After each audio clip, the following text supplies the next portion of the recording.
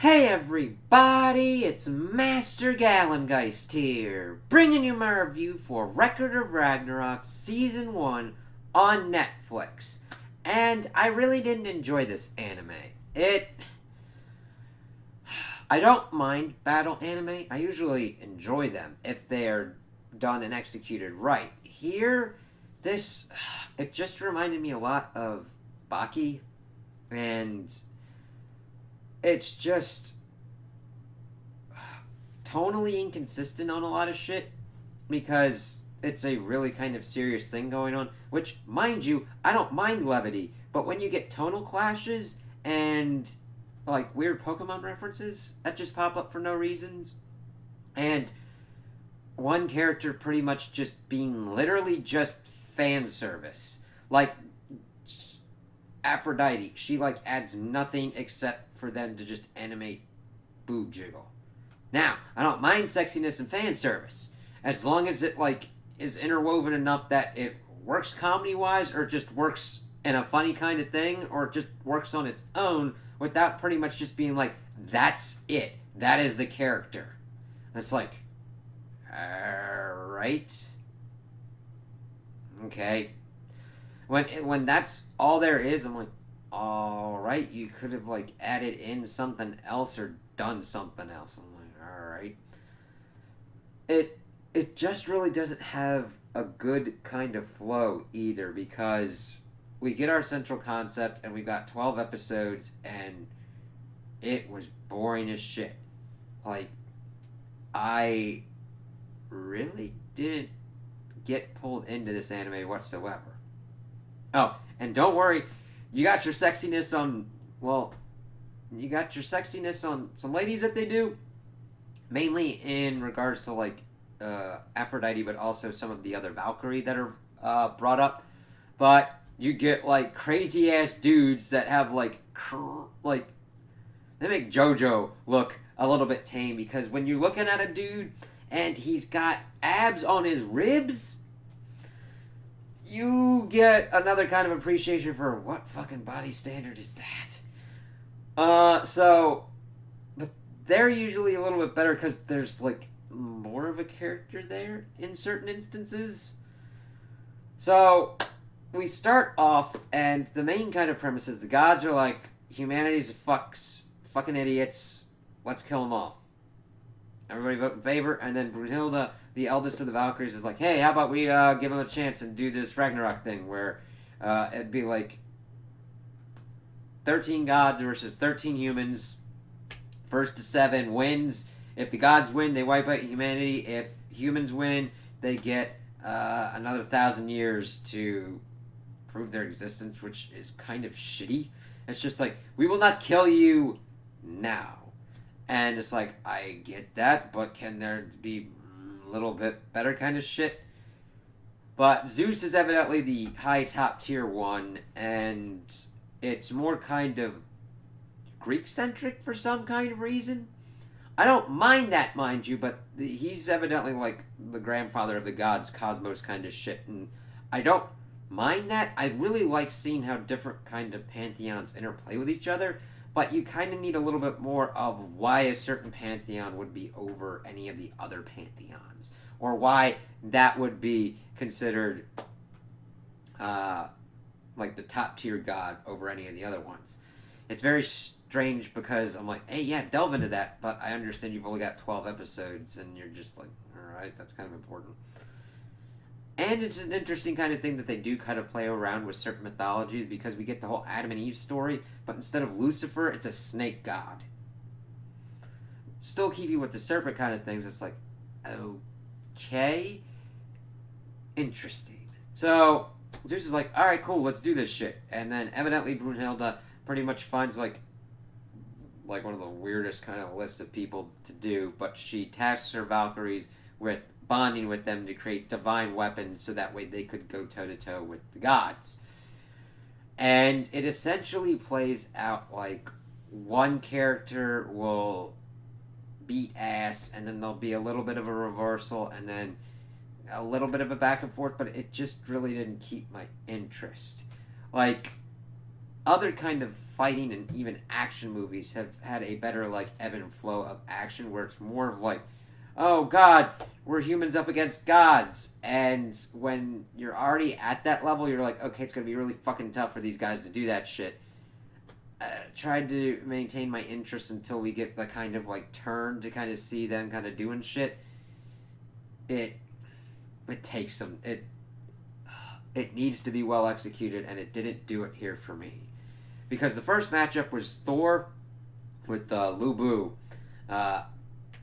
from the like Three Kingdoms era, and then the worst kind of thing that they kind of put on is they have to do character development and all this kind of flashback, and it's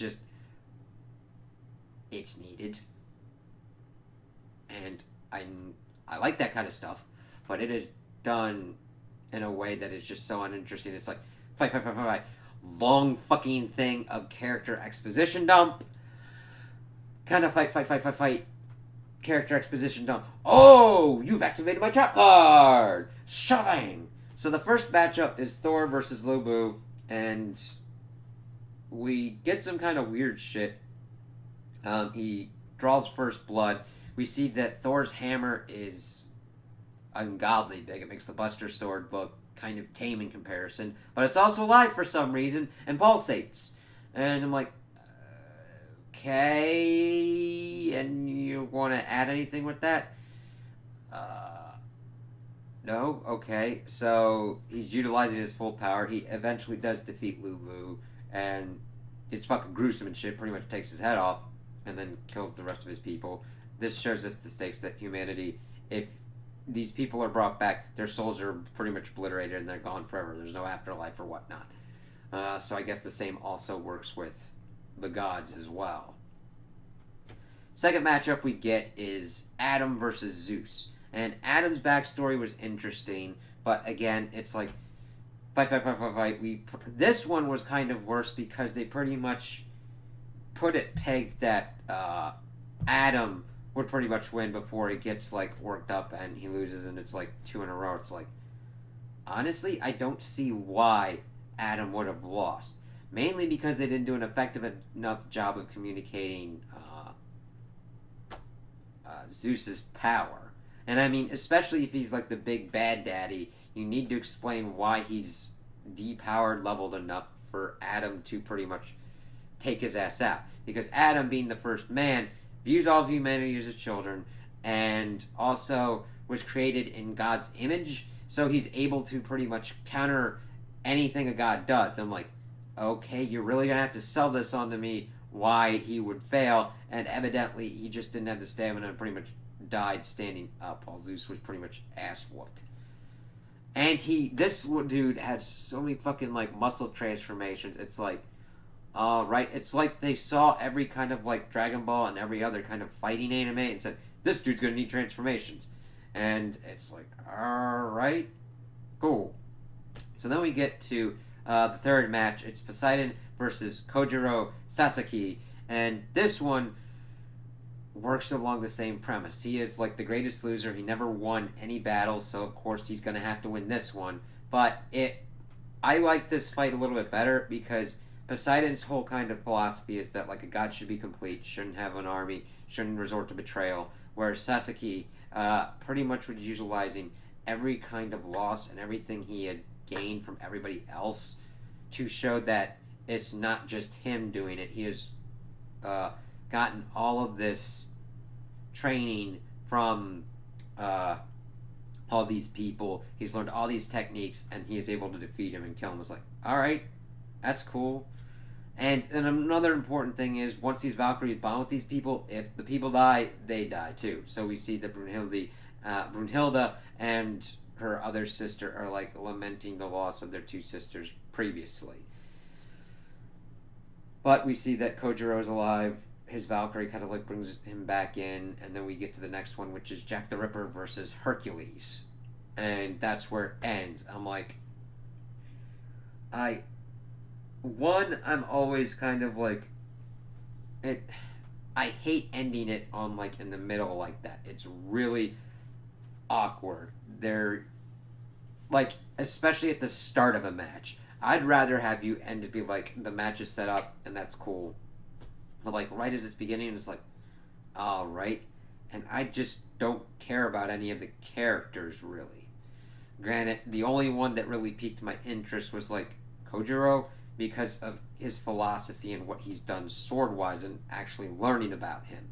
I also liked learning about Lubu, but he didn't really do much or say much. It was mainly his stuff in his flashbacks that we got more of his character stuff, but he just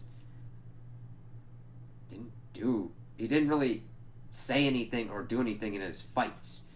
It was mainly other characters kind of like talking about him, and that's another bad thing. They're just characters, just like secondary characters just spouting off shit, and I'm like, alright, it's not horrible, but it's horribly executed. Then on to the fact that we then shift to like, it's mainly the god ones when you got like Hermes and Ares detailing shit. It looks like Hermes is working with Brunhilde for some reason. And the animation's alright, but it never pulls me in. And when we go to like certain crowd shots, they're just like, I don't need hyper detailed ones, but it's like really kind of like sketchy looking ones, especially on the god sides. I did not like this, and I'm not going to see like the second season. None of the characters really interested me. The premise was definitely interesting. I'm like, all right, cool. And then how they went with it, it just, no. Never mind the fact when you've got like characters acting out of character, like Brunhilde acts in whatever way they need her to. She's like cold or acting weird and shouting fuck and shit like that at weird intervals, and then doing like a Pokemon kind of thing. And it's just fucking strange ass tonal shift when it's like hyper serious, hyper violent, and then just like, right, here's an anime trope for you. And they're just weirdly sporadically thrown in. It's like, alright. So, I didn't really enjoy this one. I wouldn't recommend this even to fighting anime people, because there are better ones out there that do better action. And that's another thing. The action in this is kind of boring. It's mainly to the point of like, okay, the gods are going super fast, so you really don't see their strikes that much. And then it's like, alright, then what am I looking at? So then they have to go hyper slow mode, and it's just, there's better action anime out there. So animation wise, character wise, no way. If you're into characters, look somewhere else. Action, I'd say look somewhere else. And I wouldn't even recommend this having it on in the background. There's other shit that you could have on in the background that'd be more entertaining and more worth your time, even if you're doing something. So, I was wanting to see how this was, and I'm like, okay, I did. I'm good. Bye-bye. So those are my opinions on the anime. Tell me what you guys think in the comments below. If you liked it, if you didn't like it, if you agree with me, if you disagree with me. Also, like and subscribe, and I hope you have a good day.